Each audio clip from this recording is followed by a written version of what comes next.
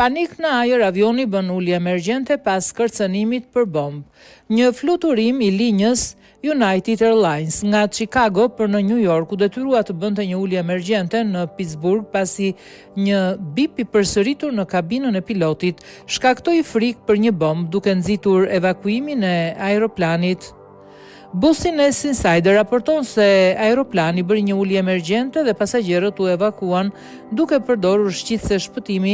Sipas raportit, rreth gjysmës së fluturimit, avioni bëri një kthes të papritur në jug dhe ndryshoi kurs drejt Pittsburghut, e drejtuar kjo nga të dhënat e Flight Radar 24. Në një klip audio të postuar nga Live@CNet, një pilot mund të dëgjohet duke informuar kontrollin e trafikut ajror për incidentin.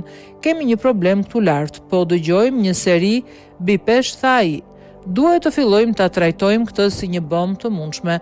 Piloti më pas deklaroi se bipi përsëritej çdo sekond sipas regjistrimit në kabinën e avionit. Njoftimi i FBI-s. Në një deklaratë postuar në platformën X, zyra e FBI-s në Pittsburgh tha se të gjithë pasagjerët dhe ekuipazhi evakuan në mënyrë të sigurt nga avioni.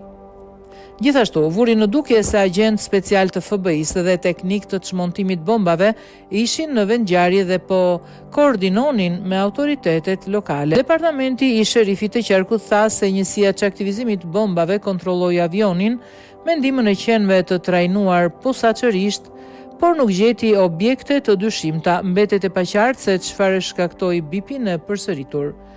United Airlines dhe Administrata Federale e Aviacionit konfirmuan se fluturimi u devijua për shkak të një shqetësimi të mundshëm për sigurinë. Pasagjerët hipën në një avion tjetër me destinacion aeroportin La Guardia të New Yorkut dhe u nisën në orën 4:24 pasdite, ora lokale, tha United në një deklaratë.